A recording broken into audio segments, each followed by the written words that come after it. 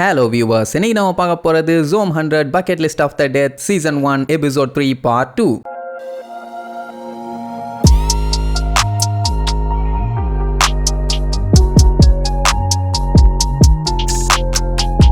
Open பண்ணா அந்த club and டைம்ங்கிற அந்த பெரிய ஹோட்டலோட ஓனர் இருக்கான்ல, அவன் பெரிய கூட்டத்தெல்லாம் கூப்பிட்டுட்டு போய் சண்டை போட்டான். ஆனா கடைசியில எல்லாருமே செத்து போயிட்டாங்க. பேலன்ஸ் இப்ப அவன் மட்டும் தான் இருக்கான். அவனுக்கே சுத்தமா ஹோப் போச்சு. பரவாயில்ல, என் வாழ்க்கையில நான் அனுபவிக்க வேண்டியதெல்லாம் அனுபவிச்சிட்டேன். இனி எனக்கு செத்தா ஒன்றும் பிரச்சனை இல்லை. ஆனா என்ன, உள்ள இருக்கவங்க எல்லாத்தையுமே காப்பாற்றுவேன்னு சொல்லி வாக்கு கொடுத்துருந்தான். கடைசியில அது பண்ண முடியாம போச்சேன்னு ஃபீல் பண்ணிட்டு இருக்கும் போது ஆப்போசிட்ல இருந்து அப்படியே ஜோம்பிஸ் அவனை நோக்கி வந்துகிட்டு இருக்குங்க. கரெக்டா அது கழுத்துக்கிட்ட கையை கொண்டு வரும்போது பயங்கரமான ஆரன் சவுண்டு. அதை கேட்டுட்டு எல்லா ஜோம்பிஸும் அந்த பக்கமா போயிடும். இவனால நம்பவே முடியல. மயிரளவில் உயிர் தப்பினான்னு சொல்லுவாங்களே, அதுதான். இந்த சத்தத்தை கேட்டுட்டு நம்ம கெஞ்சிரோவும் என்ன ஏதோ சரியில்லையேங்கிற மாதிரி முழிச்சுட்டு இருப்பான். அப்ப ஊருக்குள்ள இருக்க எல்லா ஜோம்பிஸுமே அந்த சத்தத்தை நோக்கி தான் போயிட்டு இருக்கும். என்னடானா ஒரு காரோட ஆரனை பாலை வச்சு அமுக்கி செல்லோ டேப்பை போட்டு சுத்தி வச்சிருக்கான். அதை பார்த்துட்டு எல்லா ஜோம்பிஸும் அதை நோக்கி போயிருச்சுங்க. பண்ணது வேற யாரும் இல்ல, நம்ம அக்கிரா தான். அவன் ஃப்ரெண்டை காப்பாத்தணும்ல, அதனால இப்படி ஒரு வேலையை பார்த்திருப்பான். என்ன ரொம்ப நேரமா ஆரன் அடிச்சுட்டு இருந்த உடனே பட்டால்னு வெடிச்சிரும். சரி பரவாயில்ல, ஜோம்பிஸ் எப்படியோ ஒரு சைடா கொண்டு போயிட்டால, அதனால அவன் ஃப்ரெண்டை தேடி கிளம்பிடுவான். அங்க கெஞ்சோ வெளியில வந்து பார்ப்பான், ஒரு ஜோம்பிஸ் கூட இல்ல. எல்லாம் எங்க போச்சுங்கன்னு முழிச்சுட்டு இருப்பான். அப்போ டம்மு டம்முன்னு அங்க சவுண்ட் கேட்டுக்கிட்டு இருக்குமா. என்னடான்னு சொல்லி பார்க்க போகும்போது அவன் ஹோட்டல் ரூமோட கதவு டப்புன்னு மூடிக்கும். அவ்வளவுதான், பயலுக்கு திக்கு திக்குன்னு இருக்கும். என்னடா பண்றதுன்னு பீதியில இருக்கும்போது பின்னாடி இருந்து நம்ம அக்கிரா வந்து எப்பா கெஞ்சோ நல்லா இருக்கியான்னு கைய வைப்பான். பயலுக்கு நெஞ்சு ஒரு செகண்ட் நின்னு போச்சு. பேதியில போனவனே இப்படியாடா வருவேன்பா. அவன் அதெல்லாம் கண்டுக்காம கதறி கதறி அழுது, நீ சொன்னது சரிதான் கெஞ்சோ, நான் அந்த கம்பெனியை முன்னாடியே விட்டுட்டு வந்திருக்கணும். தேவையில்லாம நான் உன்னைய கத்திட்டேன், நீ சொன்னதான்டா கரெக்ட், நண்பேண்டான்னு சொல்லி பயங்கரமா அழுவான். அவனுக்கு என்ன சொல்றதுன்னு தெரியல. ஏன்னா சாவோட விளிம்புல இருந்த ஒருத்தனை காப்பாத்திட்டு அவங்கிட்ட வந்து மன்னிப்பு கேட்டுட்டு இருந்தானா, இத சொல்லவாடா இவ்வளவு தூரம் வந்தேன்பா. அவன் மறுபடியும் என்னைய மன்னிச்சிருன்னு கதறி கதறி அழுவானா.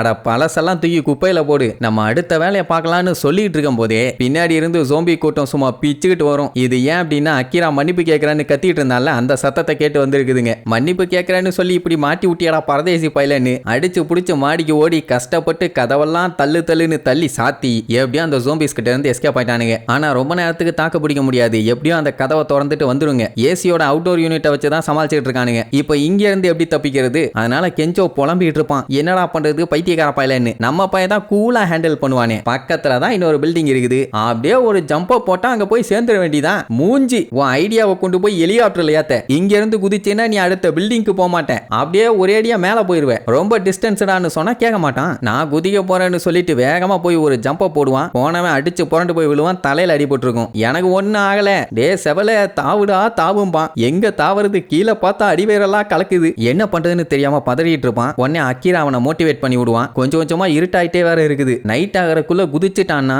இல்ல இருட்டுல எங்கனையாவது விழுந்து பல்லுகள் எல்லாம் பறந்துரும். இன்னொரு பஞ்சாயத்து என்னன்னா, பையன்கிட்ட சுத்தமா ஸ்ட்ரென்த் இல்ல. 3 நாளா சாப்பிடாம இருந்திருக்கான். இப்படி குதின்னா அந்த நேரம்னு பார்த்தா அந்த சோம்பிஸுங்க வேற கொஞ்சம் கொஞ்சமா டோரை தள்ளிட்டு இருக்குதுங்க. இவன் முடிவே பண்ணிட்டான், அவ்வளவுதான் நம்ம சோலி முடிஞ்சுன்னு. அப்பதான் அக்கிரா கிட்ட ஒரு உண்மையை சொல்லுவான். அதாவது இவன் பெரிய பருப்பு மாதிரி அக்கிரா கிட்ட பில்டப் பண்ணிட்டு இருந்தான்ல, நான் அப்படி இருக்கேன் இப்படி இருக்கேன், இதான் என் கேர்ள் ஃப்ரெண்டு அப்படி இப்படின்னு. சொல்ல போனா அவனுக்கே அவன் வேலையை சுத்தமா பிடிக்கல. எல்லாத்துக்கிட்டையுமே சிரிச்சுக்கிட்டே பில்டப் பண்ணிட்டு இருந்திருக்கான். என்ன கஷ்டம்னா அந்த கான்ட்ராக்ட் வந்து நல்ல கான்ட்ராக்ட் இல்லைன்னு அவனுக்கு தெரியும். ஆனா அவன் மேல இருக்க ஆளுங்க எல்லாம் அவனை பிரஷர் போட்டதுனால நல்ல இடம் தான் அப்படி இப்படின்னு சொல்லி ஏமாத்தி நிறைய பேருக்கு சேல் பண்ணியிருக்கான். அதெல்லாம் ஃபீல் பண்ணிட்டே தான் பண்ணியிருப்பான். அவன் சொன்ன மாதிரி பெரிய பெரிய அரசியல்வாதிங்க, கிளப், கேர்ள் ஃப்ரெண்டுன்னு நிறைய இடம் சுத்த தான் செஞ்சான். ஆனா என்னன்னா எதுலையுமே அவனுக்கு சந்தோஷம் இல்ல. ஏன்னா இப்படி ஒரு தப்பை பண்ணிட்டு என்ஜாய் பண்ணணும்னா எப்படி முடியும்? ஆக மொத்தத்துல அவனால அந்த கஷ்டத்தை ஏத்துக்க முடியல. அதனால சந்தோஷமா இருக்க மாதிரி இவங்க கிட்ட பில்டப் பண்ணியிருக்கான். அதனாலேயே அக்கிராவும் கஷ்டப்பட்டிருக்கான்ல, அதனால மன்னிப்பு கேட்டு அழுவான். உடனே அக்கிராவும் அட விட்றா மச்சான், நம்ம காலேஜ் படிக்கும் போது எவ்வளவு பெரிய பஞ்சாயத்து வந்தாலும் ஒரு மொக்க ஜோக்க போட்டு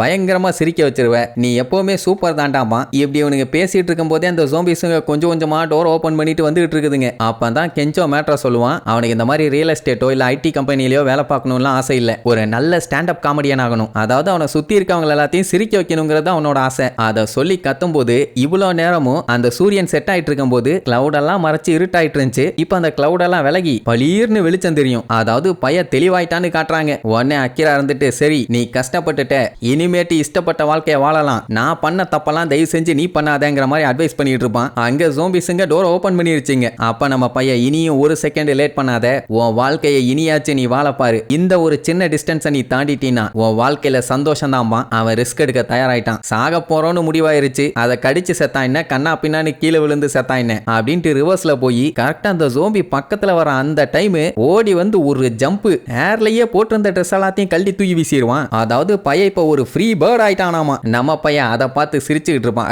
அவனை பார்த்து சிரிச்சுக்கிட்டு இருப்பான். என்ன இன்னும் கொஞ்சம் ஸ்ட்ராங்கா குதிச்சிருந்தான்னா சேஃப்டியா லேண்டா இருப்பான். இப்போ தொங்கிட்டு இருப்பான். அங்க நம்ம பையன் பாத்தீங்கன்னா விழுந்து விழுந்து சிரிச்சுட்டு இருப்பானா. அட பேதியில போனவனே அப்படின்ட்டு மேலே ஏற ட்ரை பண்ணி கை வலிக்கு கீழே விழ போவான். அவ்வளவுதான் அக்கீரா வந்து புடிச்சிருவான். என்ன சுத்தமா ட்ரெஸ் போடாதனால மேல புடிச்சு இழுக்கும் போது பாடி கொஞ்சம் கண்ணா பின்னான்னு பஞ்சர் ஆயிரும். சோ கத்திட்டு கிடப்பான். அவ்வளவுதான். அதுக்கப்புறம் நைட்டு உட்காந்து பார்ட்டி பண்ணி என்ஜாய் பண்ணிட்டு இருப்பானுங்க. அதுவும் எப்படி 2 பேரும் ஒட்டு துணி கூட போடல, உட்காந்து ஜாலியா கதையடிச்சுட்டு இருப்பானுங்க. அடுத்து நம்ம என்ன பண்ணலாம் ஏது பண்ணலான்னு ஃப்ரெண்ட்ஸுங்க எல்லாம் உட்காந்தா எப்படி கதையடிப்போம் அதே மாதிரி தான். ஆனா ஒண்ணு மட்டும் உறுதி, செம ஹாப்பியா இருக்கானுங்க. சரி இனி இதுக்கப்புறம் இவனுக்கு 2 பேரும் சேர்ந்து என்னென்னலாம் அலப்பற அக்க போறலாம் பண்ண போறானுங்கன்னு அடுத்தடுத்த எபிசோட்ல பார்க்கலாம். டடா.